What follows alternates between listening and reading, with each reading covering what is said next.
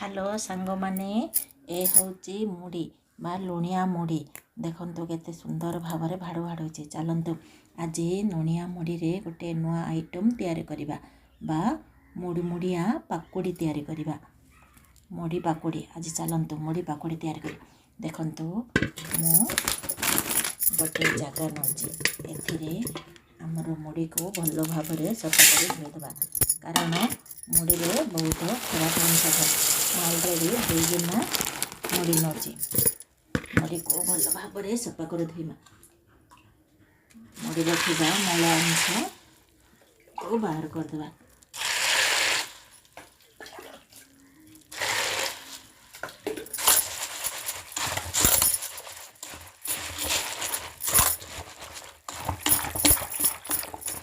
मुड़ी रे आज पाकुड़ी तैयारी करवा।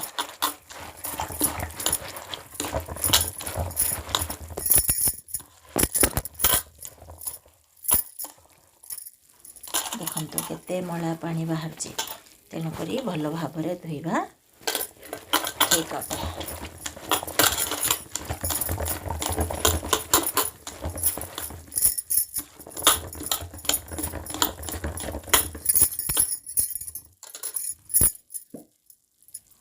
चलते भल भाव में धोई गोटे ग्राइंडर जार रे मुड़ी को आमर ग्राइंडर करदे।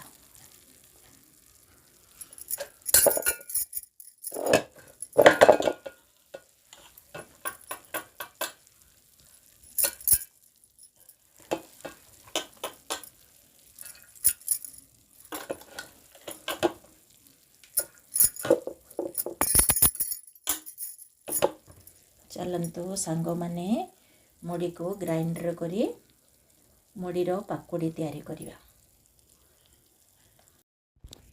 देखंतु सांग माने आमर मुड़ी केते बढ़िया भाव में ग्राइंडर हो देखंतु एपरी भाव में फाइन करी ग्राइंडर करेंगे। टिके खदड़िया रहिले मध्य चलिबो कारण आमर पाकुड़ी तैयारी हबो। चलंतु गोटे जगह को आमे सफा करदवा बाहर करवा।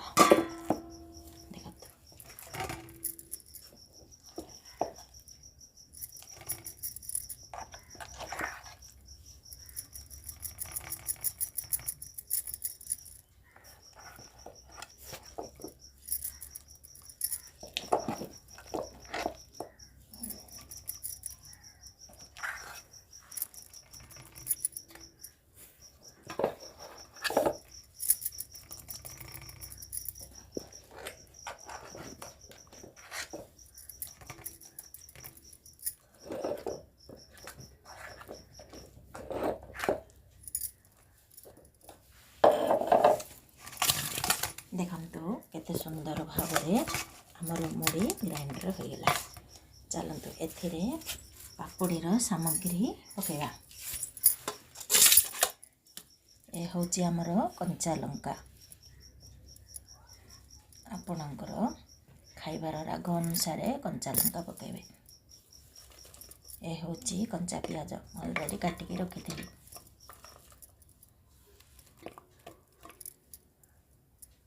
ए होची आमर पुदीना पत्र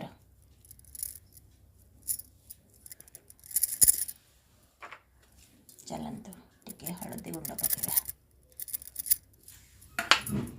मु कंचा लंका पकईची तेणुक स्लाइट मरच गुंड पकेबी। अधिक राग हो गले पकुड़ी खाइबा को भल। ए होची आमर घर तैयारी मसला गुंड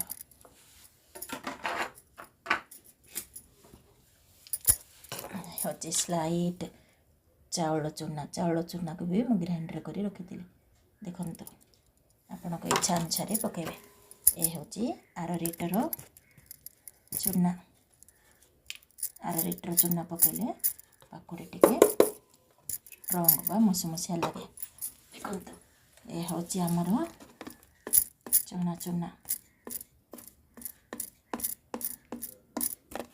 चूना टिके अधिक पकेबा पड़ो कारण ये होची आमर पाकुड़ी।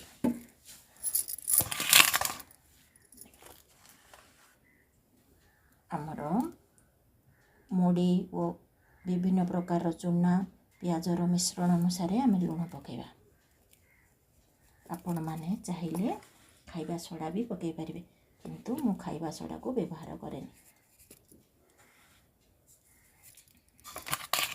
ଦେଖନ୍ତୁ ସାଙ୍ଗମାନେ, ଜମାରୁ ବି ପାଣି ଦେବାନି, କାରଣ ମୁଢ଼ି ଆମର ବତୁରି ଥିଲେ, ମୁଢ଼ିରେ ଅଲରେଡ଼ି ପାଣି ଅଛି।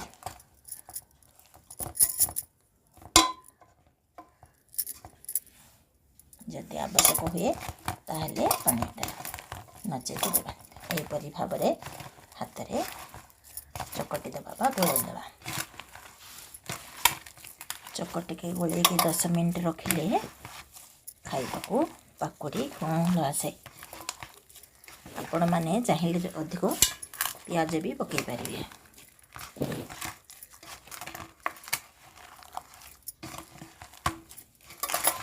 ଅଧିକ ଷ୍ଟ୍ରଙ୍ଗ ଯଦି ଲାଗେ ତାହେଲେ ସ୍ଲାଇଟ୍ 2 ବୁନ୍ଦା ପାଣି ବା 2 ଚାମଚ ପାଣି ଦେବେ। ଏହିପରି ଭାବରେ 10 ମିନିଟ୍ ପର୍ଯ୍ୟନ୍ତ ଚକଡ଼ିବେ। 10 ମିନିଟ୍ ଚକଡ଼ି ମିନିମମ୍ ଅଧଘଣ୍ଟାଟି ପାଇଁ ଘୋଡ଼େଇ ରଖିଦେଲେ ପାକୁଡ଼ି ଟିକେ କଅଁଳ ଲାଗେ। ଦେଖନ୍ତୁ କେତେ ସୁନ୍ଦର ଭାବରେ ଆମର ଚକଟା ହେଇଛି। ଚାଲନ୍ତୁ ଏହାକୁ ଘୋଡ଼େଇ ରଖିବା। ଦେଖନ୍ତୁ ସାଙ୍ଗମାନେ, ଆମର ମୁଢ଼ି ପିଆଜ ସବୁ ମସଲା ମସଲି ପକାଇ ମୁଁ ମିକ୍ସ କରିକି ରଖିଥିଲି, କେତେ ସୁନ୍ଦର ଭାବରେ ଫୁଲି ଯାଇଛି ବା କଅଁଳ ହେଇଛି। ଚାଲନ୍ତୁ ଆମେ ଏହାକୁ ପାକୁଡ଼ି ତିଆରି କରିବା।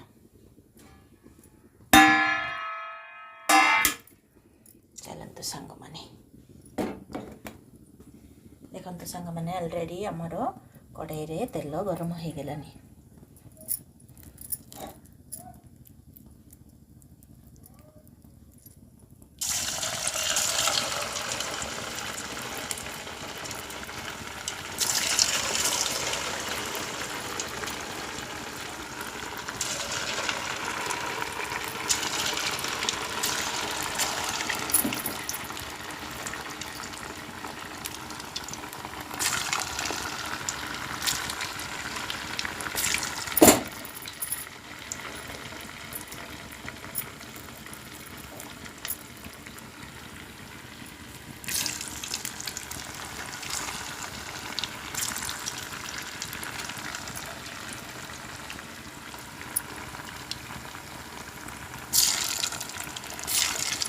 ଚାଲନ୍ତୁ କିପରି ଭାବରେ ଆମର ପାକୁଡ଼ି ତିଆରି ହେବାକୁ ଲାଗୁଛି।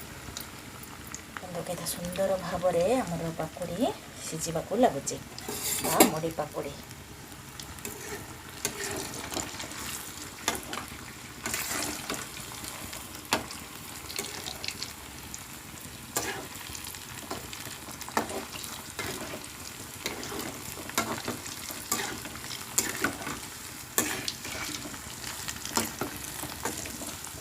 ଟିକେ ଅଧିକ ରୋଷ୍ଟ ଭାଜିଲେ ମିନିମମ୍ 1 ସପ୍ତାହ ମଧ୍ୟ ରଖି ଆପଣମାନେ ଖାଇପାରିବେ। ଦେଖନ୍ତୁ ମୁଁ କୌଣସି ପ୍ରକାରର ଏଥିରେ କଲର ଗୁଣ୍ଡ ପକାଇନି, କାରଣ କଲର ଦେହକୁ କ୍ଷତି କରିପାରେ।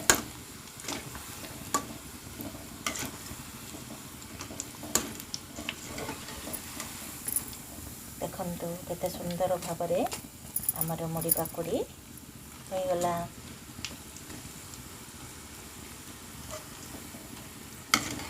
ଜାଳକୁ ଜମାରୁ ସ୍ଲୋ କରିବେନି, ମିନିମମ୍ ଜାଳ। ଅଧିକ ସ୍ଲୋ କରିବେନି କି ଅଧିକ ହାଇ କରିବେନି।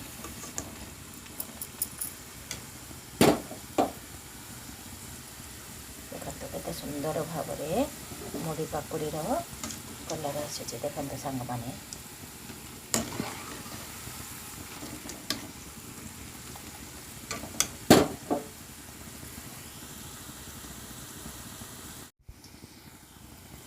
ଦେଖନ୍ତୁ ସାଙ୍ଗମାନେ, ପାକୁଡ଼ି କେତେ ବଢ଼ିଆ ଭାବରେ ସିଝୁଛି।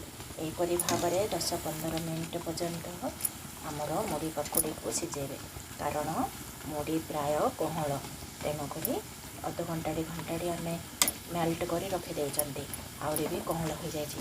ଟିକେ ରୋଷ୍ଟ ଭାଜିବାକୁ ଥିଲେ ଅଧିକ ସମୟ ପର୍ଯ୍ୟନ୍ତ ଫ୍ରାଏ କରିବା। ଦେଖନ୍ତୁ କେତେ ସୁନ୍ଦର ଭାବରେ ଆମର ପାକୁଡ଼ିର କଲର ଆସୁଛି।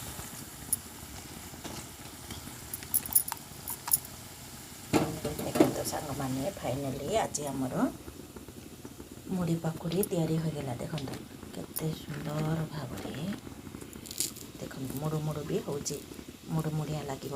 ଖାଇବାକୁ ଟେଷ୍ଟ ଲାଗିବ। କୌଣସି ପ୍ରକାର ଅଧିକ ଅଏଲ୍ ବି ନାହିଁ, କାରଣ ଆମର ଏଇଟା ଘର ତିଆରି। ଫାଇନାଲି ଆଜି ଆମର ମୁଢ଼ି ପାକୁଡ଼ି ତିଆରି ହୋଇଗଲା। ଆପଣମାନଙ୍କୁ ଆମର ଘର ତିଆରି ମୁଢ଼ି ପାକୁଡ଼ି ଯଦି ଭଲ ଲାଗୁଥାଏ ଗୋଟେ ଲାଇକ୍, ସେୟାର, ସବସ୍କ୍ରାଇବ୍ କରନ୍ତୁ। ପ୍ଲିଜ୍ ଗୋଟେ ସବସ୍କ୍ରାଇବ୍ କରନ୍ତୁ।